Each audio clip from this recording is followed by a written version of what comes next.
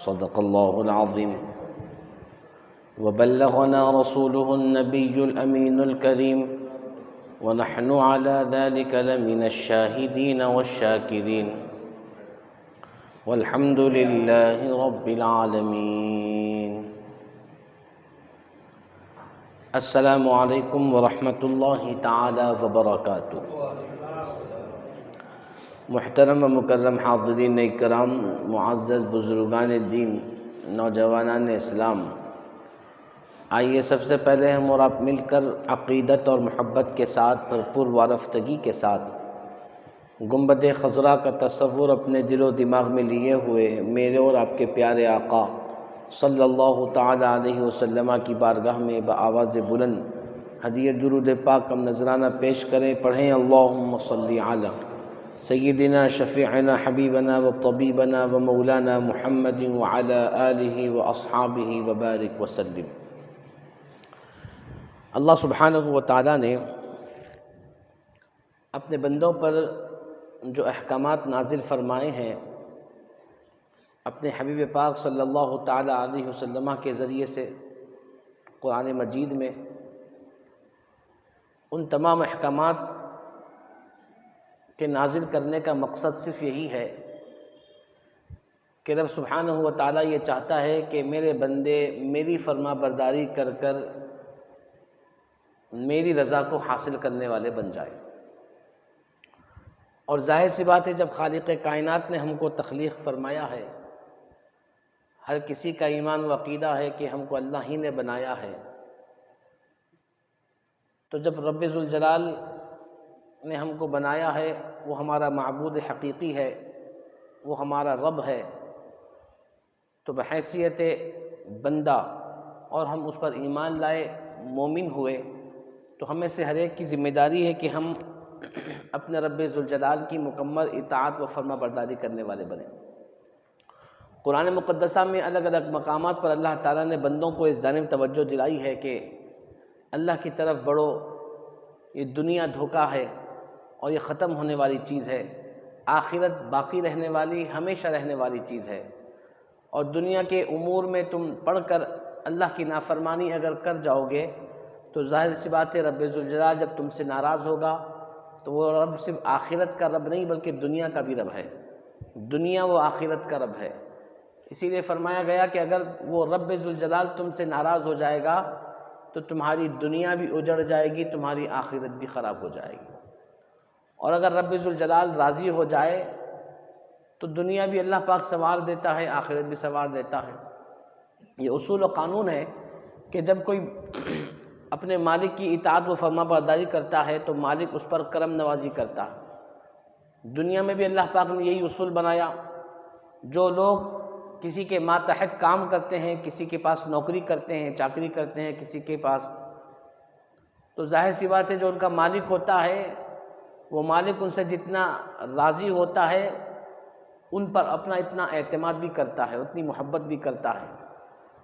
اور جن نوکروں سے کام کرنے والوں سے مالک ناراض ہوتے ہیں تو ظاہر سی بات ہے ہمیشہ ان کو شک کی نظر سے دیکھا جاتا ہے، ان پر کڑی نگرانی کی جاتی ہے، ان پر اعتماد و بھروسہ کیا نہیں جاتا، ان کے شر سے اپنے آپ کو محفوظ کرنے کی کوشش کی جاتی ہے. تو ظاہر سی بات ہے جب کوئی اپنے آپ کو اللہ اس کے رسول کی اطاعت و فرما برداری میں لگا دے تو اس کی مثال ویسے ہی ہے جیسے دنیا کا کوئی انسان سچے دل سے اپنے مالک کی وفاداری کرے، اطاعت و فرما برداری کرے، تو پھر جب وہ دنیا سے جائے گا یا پھر دنیا میں جب اس کے پاس رہے گا تو وہ مالک ہمیشہ اس سے خوش رہے گا، اسے انعام بھی دے گا، اکرام بھی دے گا، عزت بھی دے گا، اور اس پر بھروسہ و اعتماد بھی کرے گا، اسے چاہے گا، پسند فرمائے گا. اور اگر وہ کام کرنے والا اپنے مالک کے ساتھ وفاداری نہ کرے گا تو ظاہر سی بات ہے کہ وہ اس سے دور ہو جائے گا. یہی مثال ہم کو سمجھنے کے لیے کافی ہے کہ رب ذوالجلال نے جو ہمارا رب ہے، مالک حقیقی کے ہے، اس رب ذوالجلال نے ہمیں جو احکامات نازل فرمائے ہیں تو بحیثیت بندہ مومن ہماری ذمہ داری ہے کہ ہم اللہ سبحانہ و تعالیٰ کے ان تمام احکامات پر دل و جان سے عمل کرنے والے بنیں. آسان الفاظ میں اگر میں عرض کروں تو ہم اللہ کے فرما بردار بندے بن کر کے زندگی گزاریں. اور یہی طریقہ حضرات صحابہ کرام کا تھا۔ آقا کریم صلی اللہ علیہ وسلم نے اطاعت و فرما برداری کے فائدے بیان فرمائے کہ اللہ کی اطاعت و فرما برداری کرنے میں کیا کیا فائدے ہیں، دنیا کے کیا فائدے ہیں، آخرت کے کیا فائدے ہیں، اللہ کیسے راضی ہوگا۔ تو حضرات صحابہ کرام جب سے سنے اس کے بعد ساری زندگی اللہ کی فرما برداری، رسول پاک کی اطاعت میں زندگی کو گزار دیا۔ یہی طریقہ تابعین کا، تمام اولیاء کرام کا رہا۔ اللہ والوں نے اپنی ساری زندگی اللہ کی اطاعت و فرما برداری میں گزار دی۔ چھوٹی سی چھوٹی نافرمانی سے اپنے آپ کو بچانے کی کوشش کرنا، یہ مومن کی نشانی ہے۔ فرمایا گیا کہ اگر تم اللہ رب ذوالجلال کی عبادت اور ریاضت میں، اس کی فرما برداری میں زندگی گزارو گے تو تمہاری دنیا بھی سنورے گی، آخرت بھی سنورے گی، کیونکہ آخرت کے تعلق سے یہ آیا ہے کہ بعض لوگوں کو جنت میں داخلہ مل جائے گا، لیکن وہ جنت کے اندر جانے کے بعد بھی افسوس کریں گے۔ پوچھنے والوں نے پوچھا کہ جنت میں داخلے کے بعد افسوس کیسا؟ جب جنت مل گئی، نعمت مل گئی، جنت مل گئی، انعام مل گیا، جنت مل گئی، کامیابی وہ کامرانی آخرت کی مل گئی، اب جنت میں داخلے کے بعد افسوس کیسا؟ تو فرمایا کہ افسوس اس بات پر ہوگا کہ کاش ہم نے اپنی زندگی کا وہ لمحہ جو بیکار گزار دیا، اس لمحہ بھی اگر اللہ کی اطاعت و فرما برداری کرتے تو جنت میں درجہ اور بلند ہو جاتا، اور بلند درجے کے ہم حامل ہوتے، اللہ پاک اور اونچا مقام ہم کو عطا فرماتا۔ وہ زندگی کے جو خالی لمحات ہم نے گزار دیے، ہم نے اسے ضائع کر دیا، جس کی وجہ سے ہمیں یہی مقام ملا۔ تو میرے بزرگوں اور جوانوں ذرا تصور کریں کہ جو جنت میں داخل ہو جائیں گے وہ اونچے درجے والوں کو دیکھ کر یہ سوچیں گے کہ ہم نے وہ لمحے میں عبادت کر لی ہوتی، ہم نے اپنا وہ لمحہ ضائع نہ کیا ہوتا، ہم نے وہ اللہ کی نافرمانی نہ کی ہوتی تو ہمیں جنت میں اور اونچا درجہ ملتا۔ یہ تو جنت میں جانے والوں کے لیے بتایا گیا، اب وہ لوگ جن کو جنت میں داخلہ ہی نہ ملے، اللہ باللہ، اللہ ہماری حفاظت فرمائے، اور وہ لوگ جن کو جنت ہی نصیب نہ ہو تو پھر ان کے افسوس کا عالم کیا ہوگا، ان کی بدنصیبی کا عالم کیا ہوگا، ان کے رونے دھونے کا عالم کیا ہوگا۔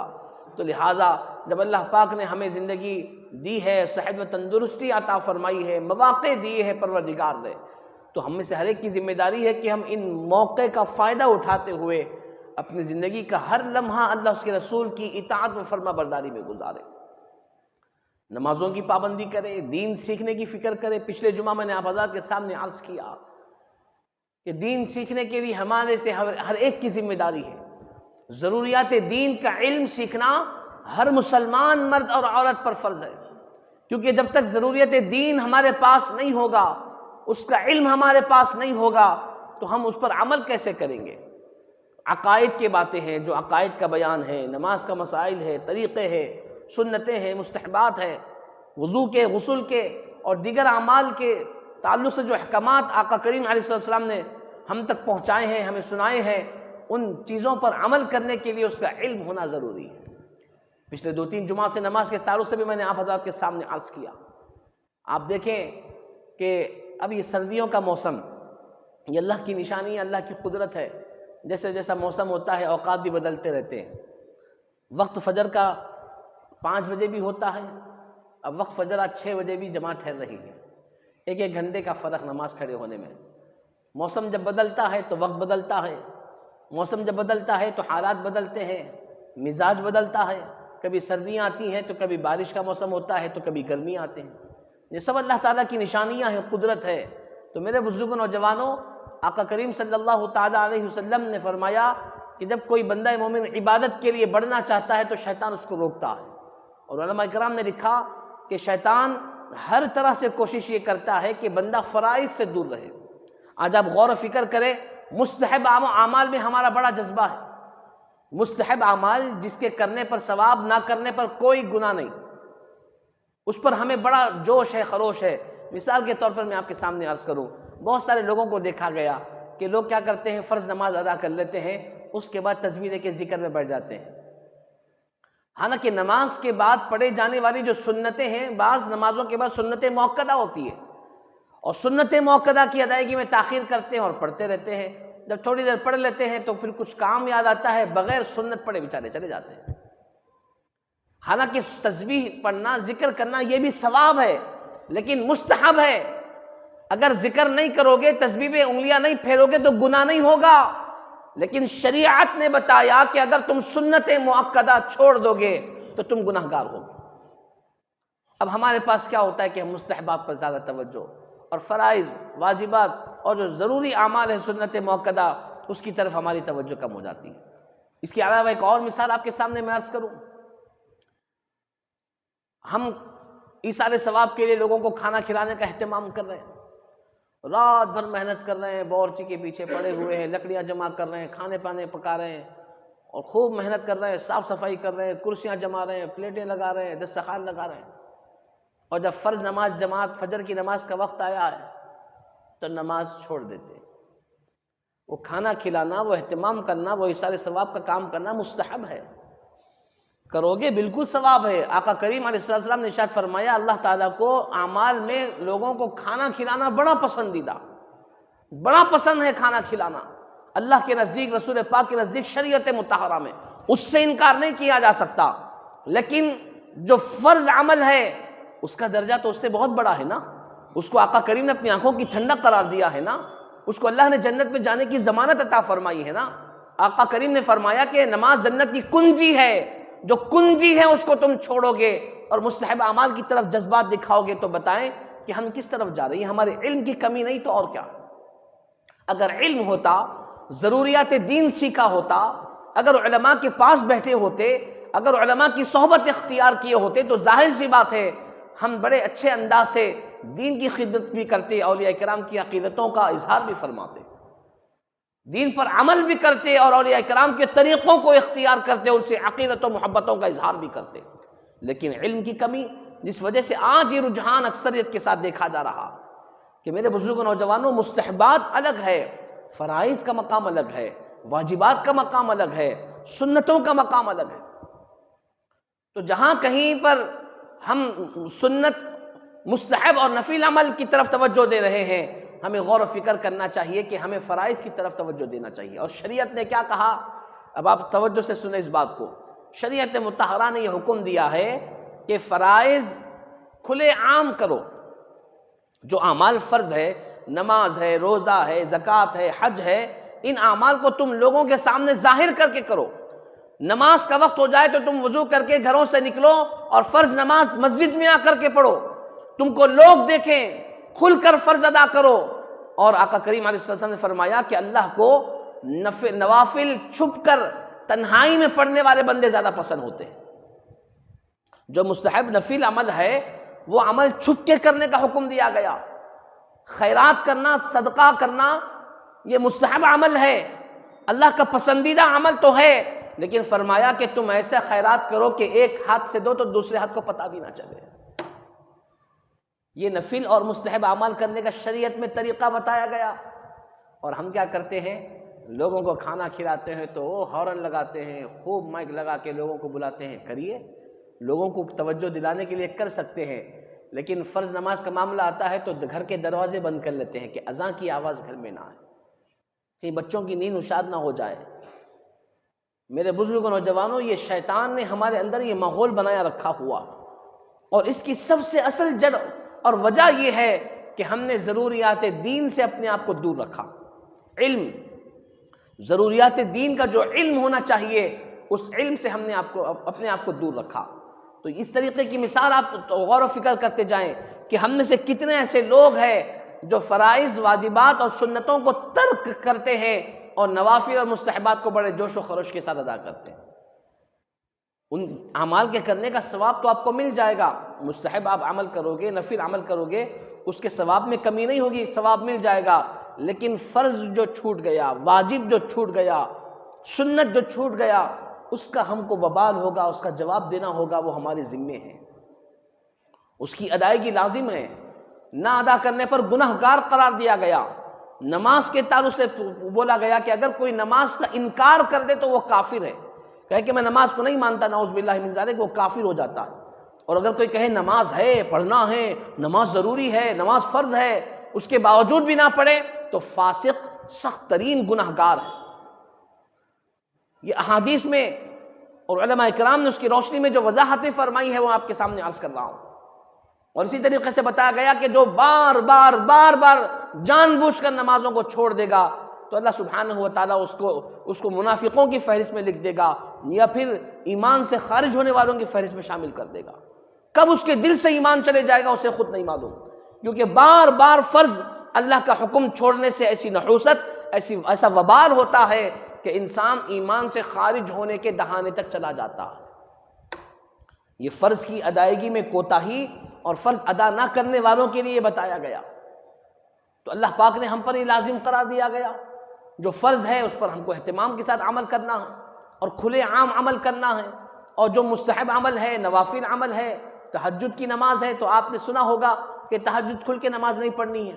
رمضان کے مہینے میں آخری عشرے میں کیونکہ اعتکاف کا ماحول ہوتا ہے، مفتیان کرام نے، علماء کرام نے آخری 10 دنوں میں اعتکاف کی حالت میں جماعت سے تہجد پڑھنے کی اجازت مرحمت فرمائی، ورنہ شریعت مطہرہ میں قطعاً جماعت سے تہجد پڑھنے کی بھی اجازت نہیں ہے۔ تنہا پڑھو، چھپ کر پڑھو، اندھیرے میں پڑھو، جب سب سوتے رہیں تب پڑھو، تاکہ وہ تمہارے اور رب کا معاملہ ہو، راز و نیاز کی بات ہو، جب تم مانگے تو وہ اللہ پاک تم کو عطا فرمائے۔ اور اللہ تعالیٰ نے بھی اعلان فرمایا کہ ہر تہجد کے وقت میں آسمان دنیا پر تشریف لاتا ہوں، حاضر ہوتا ہوں میری تجلیات کے ساتھ، اور جب کوئی بندہ مجھ سے مانگتا ہے تو جو وہ مانگتا ہے میں اسے عطا فرماتا ہوں۔ یہ تہجد کی فضیلتیں بیان فرمائی گئی۔ تو چھپ کر نماز پڑھنا، نوافل ادا کرنا، صدقہ ادا کرنا، نفل اعمال، مستحب اعمال کرنا تو بالکل پوشیدہ انداز سے کرنا، یہ شریعت نے ہمیں سکھایا۔ اور فرض کے معاملے میں بتایا تو کھل کے کرو، تاکہ تم کو دیکھ کر دوسروں کو بھی ترغیب ہو۔ جب تم نماز پڑھو گے تو دیکھ کر دوسرے بھی نماز پڑھیں گے، لیکن اس کے لیے ضروری ہے میرے بزرگوں نوجوانوں، جیسے میں بار بار عرض کر رہا ہوں کہ ضروریات دین یہ سیکھنا ہم پر ضروری ہے۔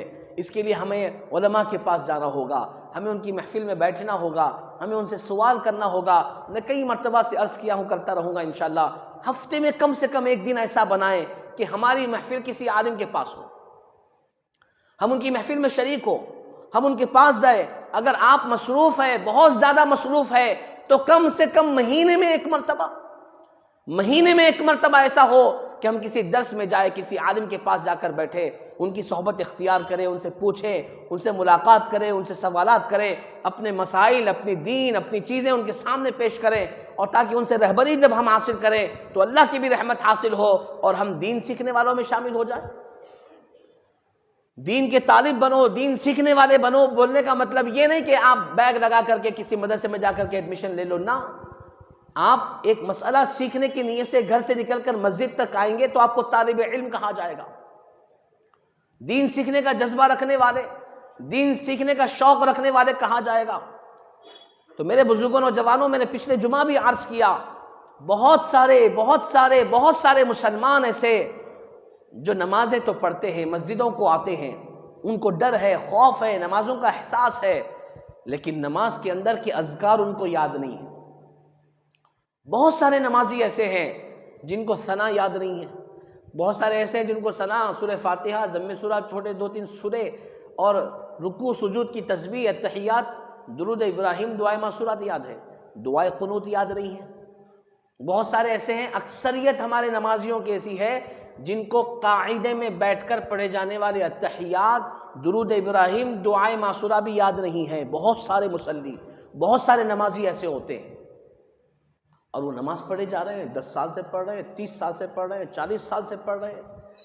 میرے بھائی، جو چیزیں پڑھنا ضروری ہے نماز کے اندر، وہ چیزیں یاد نہ ہو۔ اتحیات پڑھنا واجب ہے نماز میں، اگر کوئی اتحیات نہ پڑھے تو پھر اس کی نماز کیسے ہوگی؟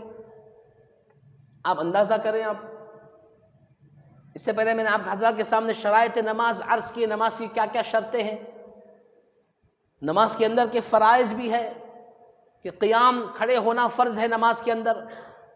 اگر کوئی بغیر کھڑے ہو کر کے نماز شروع کرے، جیسا کہ بعض مرتبہ لوگ دیر سے آتے ہیں تو امام صاحب رکوع میں ہے تو جلدی آ کے بغیر کھڑے کے رکوع میں چلے آتے، سیدھا ایسا یوں ہاتھ اٹھا کے رکوع میں چلے آتے، ان کو قیام ملا ہی نہیں۔ جب ان کو قیامش نہیں ملا تو ان کی نماز ہی نہیں ہوئی۔ نماز میں کم از کم ایک مرتبہ سبحان اللہ کہنے کی مقدار کھڑے ہونا فرض ہے، جس کو کہتے ہیں قیام۔ اور بغیر اس میں کھڑے کہ ہم فوراً رکوع سے، رستے میں سے رکوع میں ہو لیتے ہوئے آتے، بعض لوگ آتے آتے جھک لیتے ہوئے آتے، جلدی رکوع مل گیا تو رکعت مل جاتی، رکعت مل گئی تو جلدی گھر کو جا سکتے۔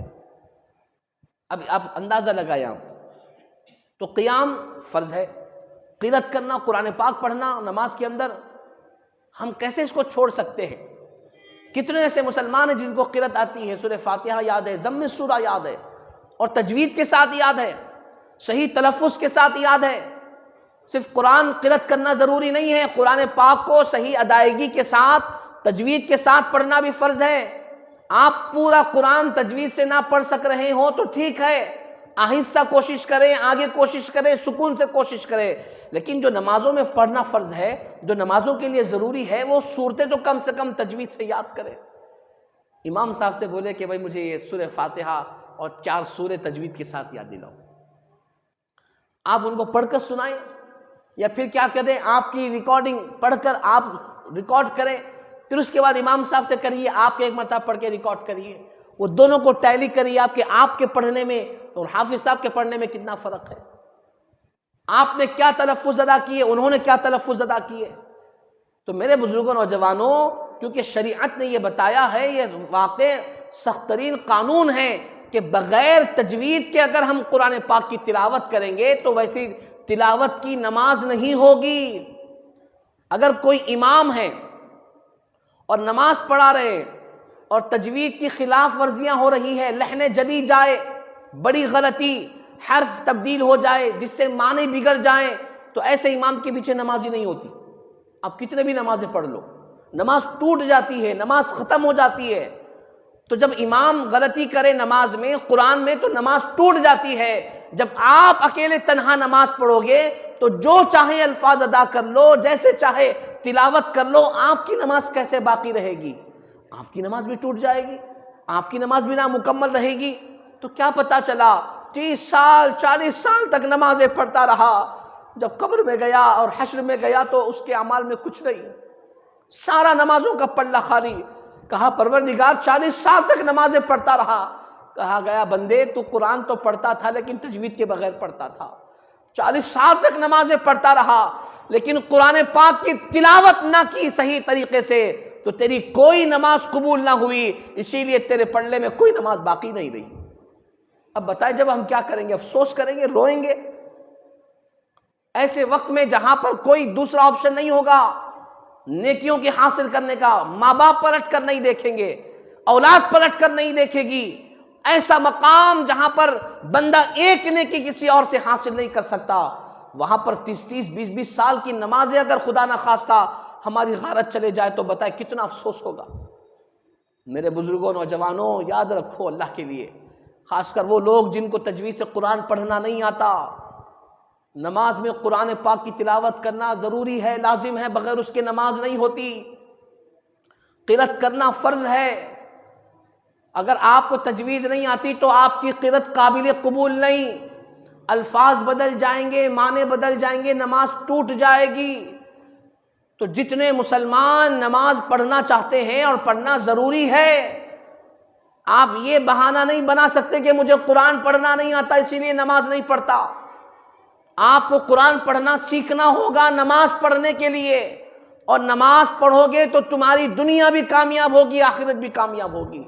ورنہ واضح مشہور الفاظ کے ساتھ حدیث پاک میں آیا ہے کہ اگر کوئی ایک نماز جان بوجھ کر چھوڑ دے گا، اللہ تعالیٰ اسے 500 سال تک جہنم کی آگ میں ڈالے گا۔ ایک نماز کی بات کر رہا ہوں میں، جان بوجھ کر اگر کوئی چھوڑے گا تو اس کا عالم یہ ہوگا اللہ اکبر کبیرہ۔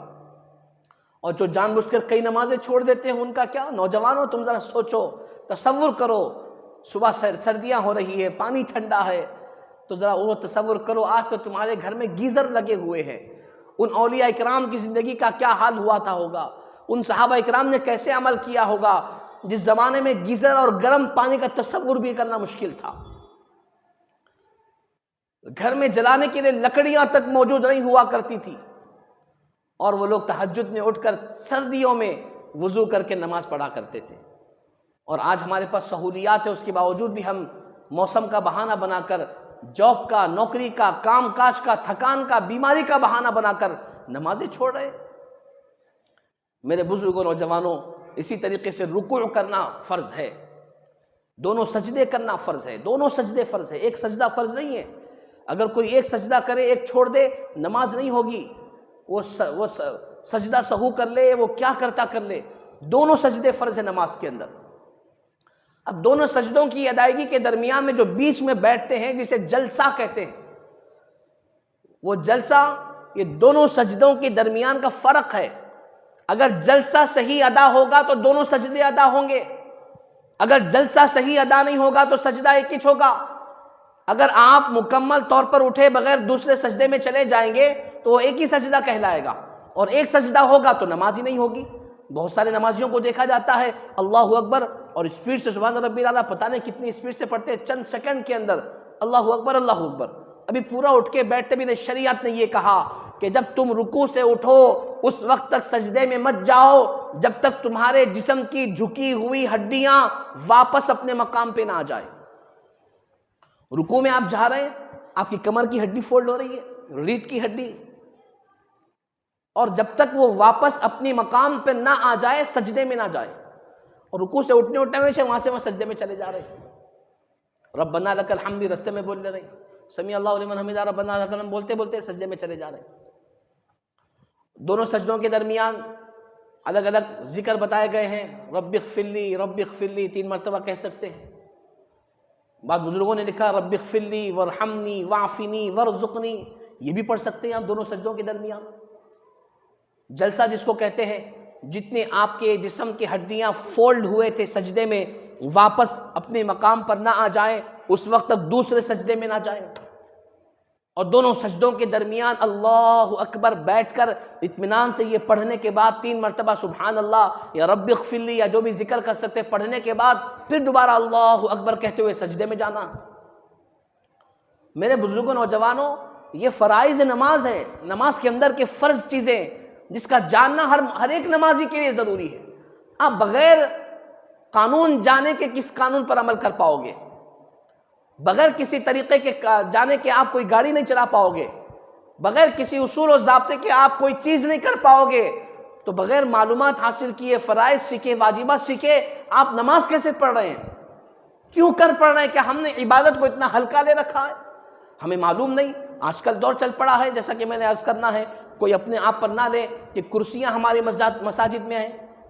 آج سے میں دیکھتا ہوں 15 سال پہلے کرسیاں نہیں تھی، 20 سال پہلے کرسیوں کا تصور ہی نہیں تھا ہمارے بچپنے میں۔ تو کسی مسجد میں ایک کرسی نہیں ہوا کرتی تھی۔ اگر کسی کو ضرورت پڑتی، کوئی ایسا معذور ہوتا جو قطعاً نیچے نہیں بیٹھ سکتا تھا، تو اپنے ساتھ کرسی لے کر آتا تھا اور کونے میں بیٹھ کر نماز پڑھ کے جاتا تھا۔ کمیٹی کی طرف سے، مساجد والوں کی طرف سے کرسیوں کا انتظام، یہ تصور تو تھا ہی نہیں قطعاً۔ مجھے جہاں تک یاد ہے، اگر میں غلط ہوں تو میری اصلاح فرمائیں آپ لوگ۔ لیکن آج دور چل پڑا ہے، لوگوں کو پیروں میں تکلیف، پتہ نہیں کیا کیا چیزیں ہو رہی، اللہ تمام بیماروں کو صحت و عافیت عطا فرمائے۔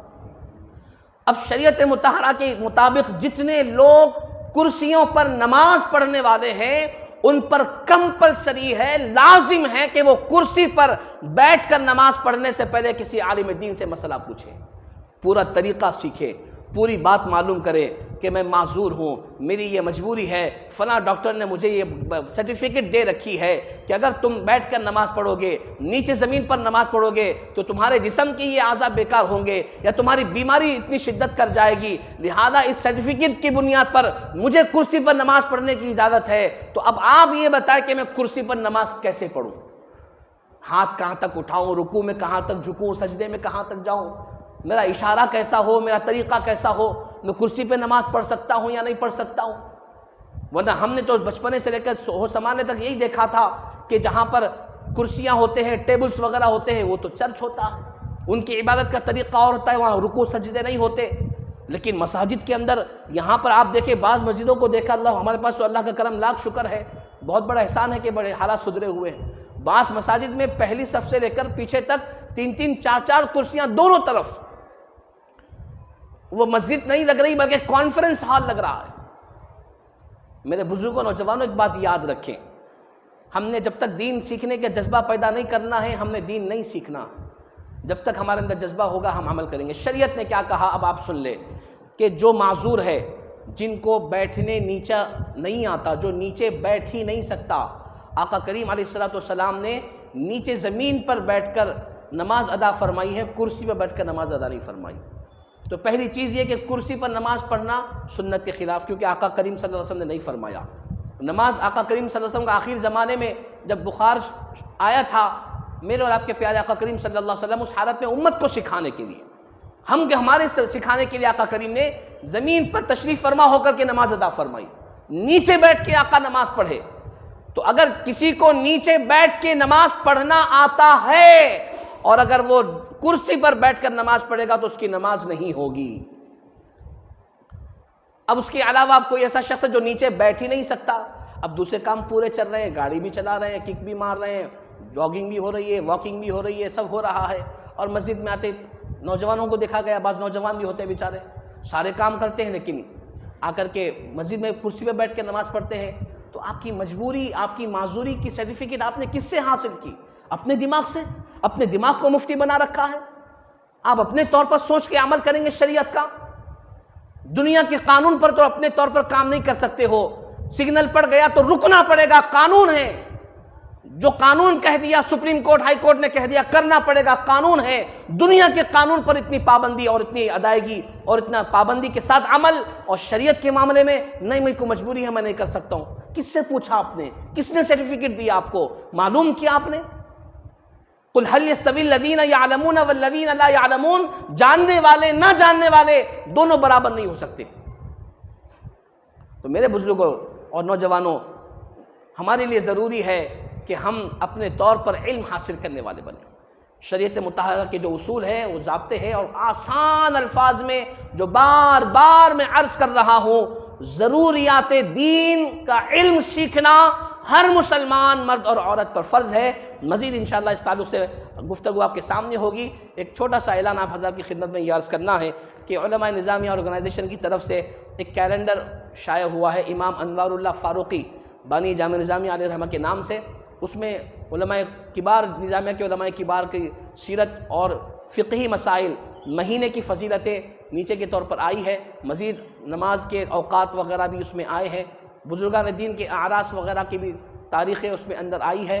لہٰذا تمام میرے مسلموں سے گزارش ہے کہ جاتے ہوئے وہ اپنے طور پر ایک کیلنڈر حاصل کریں، 50 روپے اس کا ہدیہ ہے، آپ حضرات اپنے طور پر بھی لے جائیں اور دوست احباب رشتہ داروں کو تحفہ دینے کے بھی لے جائیں۔ پروردگار عالم سے دعا ہے کہ مولا تعالیٰ ہمیں ان باتوں پر عمل کی توفیق عطا فرما، مولا تعالیٰ ہمیں دنیا اور دین کی کامیابی عطا فرما، پروردگار عالم ہمیں دین سیکھنے کے جذبہ و شوق عطا فرما، علماء کرام کی صحبت اختیار کرنے، دین سیکھنے، مسائل سیکھنے کی توفیق رفیق عطا فرما۔